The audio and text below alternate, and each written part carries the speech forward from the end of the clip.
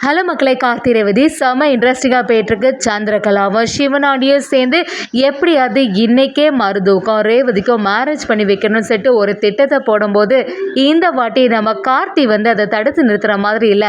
அதே சமயத்தில் அவங்க 2 பேருக்கும் உள்ள மேரேஜ் நடந்துச்சா, நம்ம ரேவதி அவங்களோட காதலை கார்த்திட்ட சொன்னாங்களா. வீடியோக்குள்ளே போகிறதுக்கு முன்னாடி நம்ம சேனலுக்கு சப்ஸ்கிரைப் பண்ணிடுங்க. அப்படியே பக்கத்தில் இருக்க பெல் ஐக்கனை கிளிக் பண்ணிடுங்க. அப்போ தான் நான் போடுற வீடியோலாம் உங்களுக்கு நோட்டிஃபிகேஷனாக வரும். சந்திரகலா பிளான் பண்ணபடி அந்த சாமியாரும் நம்ம சாமுண்டேஸ்வரி கிட்ட பேச ஆரம்பிக்கிறாங்க. சீக்கிரமாட்டு இந்த நீங்கள் பார்த்து வச்சுருக்க மாப்பிள்ளை மருதுவுக்கும் ரேவதிக்கும் மேரேஜ் ஆகி ஆகணும் அப்படின்னு சொல்லும்போது நம்ம சந்திரகலாவை சாமுண்டேஸ்வரியை தனியாக கூட்டிகிட்டு போகிறாங்க. அப்படியே சாமுண்டேஸ்வரி கிட்ட வந்து, அக்கா எதுக்காக நீ யோசனை பண்ணிகிட்டே இருக்க, அந்த சாமியார் சொல்கிறது கரெக்டாக தானே இருக்குது, எதுக்கு நம்ம நாளைக்கு வரைக்கும் வெயிட் பண்ணிகிட்டே இருக்கோம், இன்னைக்கு இப்போவே வந்து நம்ம பார்த்து வச்சுருக்க மாப்பிள்ளைக்கும் ரேவதிக்கும் மேரேஜ் பண்ணி வச்சிடலாம் தானே அப்படின்னு சொல்லிட்டு கேட்கும்போது அதை கேட்டுட்டு இருந்த நம்ம சாமுண்டேஸ்வரி அப்படியே குழப்பத்தில் இருக்காங்க.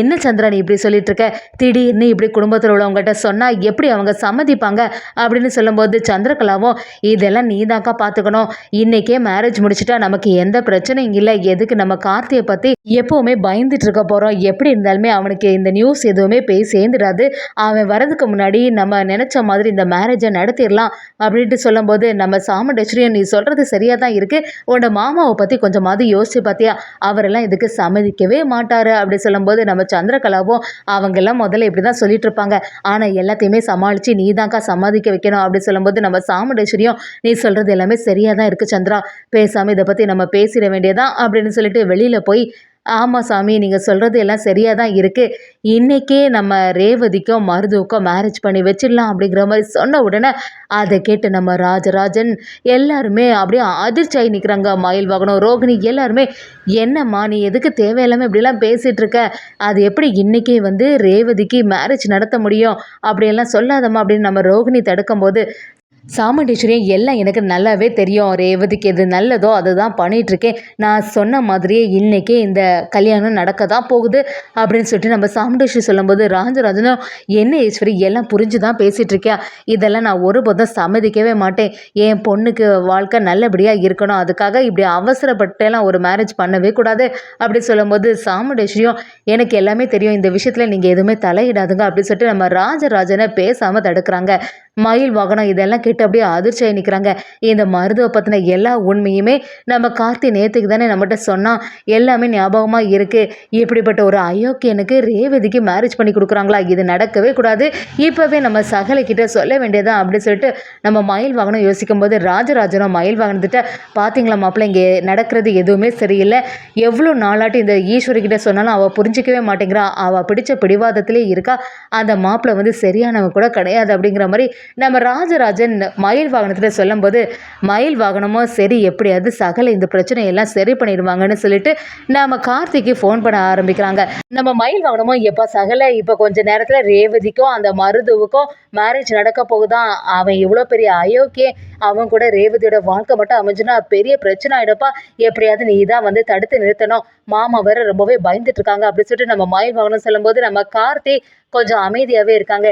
இந்த வாட்டி நான் வந்து கண்டிப்பாக எதையும் தடுத்து நிறுத்த போகிறதில்ல, ரேவதியோட மனசில் நான் இருக்கேன்னா ரேவதி இந்த கல்யாணத்தை தடுத்து நிறுத்திடுவா அப்படிங்கிற மாதிரி நம்ம கார்த்தி மயில் வாகனத்திட்ட சொல்ல ஆரம்பிக்கிறாங்க. இதை கேட்ட மயில் வாகனம் அப்படியே அதிர்ச்சியாகி நிற்கிறாங்க. நீ சொல்கிறது எல்லாம் சரிதான்ப்பா, ஆனால் ரேவதி தடுத்து நிறுத்தாமல் இருந்தால் எவ்வளோ பெரிய பிரச்சனையில் மாட்டிப்பான்னு உனக்கு நல்லாவே புரியுதில்ல அப்படி சொல்லும்போது நம்ம கார்த்தியை இந்த வாட்டி நான் வரப்போகிறதுன்னு சொல்லிட்டு ரொம்பவே உறுதியாக இருக்காங்க. இன்னொரு பக்கம் பார்த்தீங்கன்னா ரேவதி என்னதான் வந்து முறையிட்டாலும் சாமுண்டேஸ்வரி பிடிவாதமாக இருக்கனால சரின்னு சொல்லிட்டு அந்த கல்யாணத்துக்கு நம்ம ரேவதியும் தயாராகிட்டே இருக்காங்க.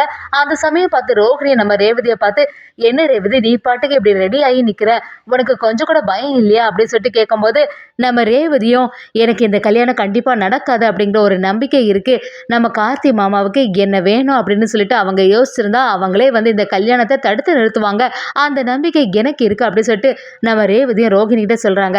இதை கேட்டு ரோகிணி, நீ சொல்கிறதெல்லாம் சரிதான், ஆனால் கடைசி நேரத்தில் கார்த்தி மட்டும் வராமல் இருந்தால் நீ என்ன செய்வ அப்படின்னு சொல்லிட்டு கேட்கும்போது, எப்படி இருந்தாலுமே அவங்க வருவாங்க, நான் வேணும்னு நினச்சா கண்டிப்பாக அவங்க வருவாங்கன்னு சொல்லிட்டு நம்ம ரேவதியும் அந்த இடத்துல சொல்ல ஆரம்பிக்கிறாங்க. அதே சமயத்தில் கல்யாணத்துக்காக மருதுவும் ரேவதியும் பக்கத்தில் நின்றுட்டு இருக்கும்போது இதை பார்த்துட்டு இருந்த நம்ம மயில் வாகனத்துக்கெல்லாம் பயங்கரமாக டென்ஷன் ஆகுது. சகலக்கிட்ட என்னதான் சொன்னாலும் அவர் வேற இப்படி சொல்லிட்டாரு, அவருக்கு முடிவில் ரொம்பவே உறுதியாக இருக்காங்களே அப்படி சொல்லும்போது நம்ம ரோகிணியும் மயில் வாகனத்திட்ட, என்னங்க இன்னும் வந்து கார்த்தி வந்த மாதிரி இல்லையே அப்படி சொல்கிறாங்க. அதை கேட்ட உடனே மயில் வாகனமும் இல்லை ரோகிணி இந்த வாட்டி சகல வர மாட்டேன்னு சொல்லிட்டு இருக்காங்க அப்படி சொல்லும்போது நம்ம ரோகிணியும் ரேவதி சொன்ன எல்லா விஷயத்தையுமே சொல்கிறாங்க. அதை கேட்ட மயில் வாகனமும் இன்னும் கொஞ்சம் பதட்டாயிடுறாங்க.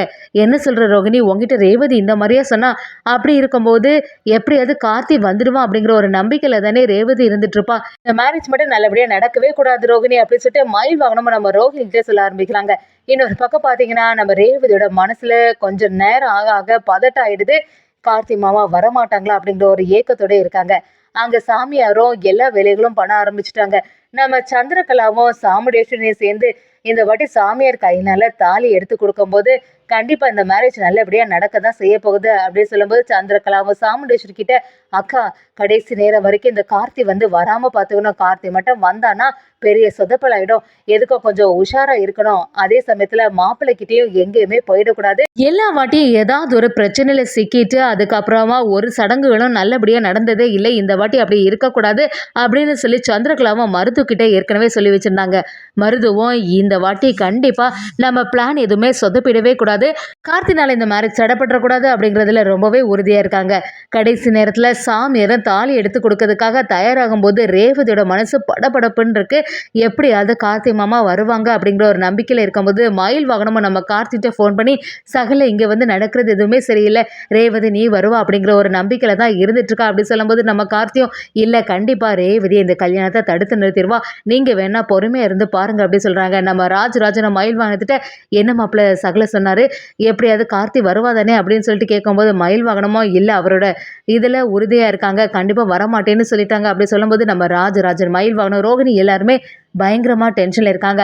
நம்ம ரேவதிக்கு ஏற்கனவே கார்த்திகோட மேரேஜ் ஆனக்கூடிய விஷயம் மட்டும் தெரிஞ்சிச்சுன்னா இதை வந்து தடுத்து நிறுத்துவாளோ அப்படிங்கிற ஒரு எண்ணம் கூட நம்ம ரோகிணியோட மனசில் வந்துட்டு போகுது.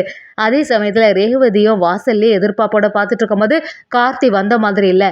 மருதுவும் தாலி கட்டத்துக்கு தயாராகும்போது நம்ம ரேவதி அதை தடுத்து நிறுத்திடுறாங்க. எனக்கு இந்த கல்யாணத்தில் சுத்தமாக விருப்பமே இல்லை, என்னைக்கா இருந்தாலும் நான் இவனை வந்து மேரேஜ் பண்ண போகிறதில்ல, தேவையில்லாமல் இந்த திருமணத்தில் என்னை கட்டாயப்படுத்தாதுங்கன்னு சொல்லிட்டு நம்ம ரேவதியும் அந்த மேரேஜை தடுத்து நிறுத்திட்டாங்க. இதை பார்த்த மயில்வானத்துக்கு சந்தோஷம் ஆகிடுது.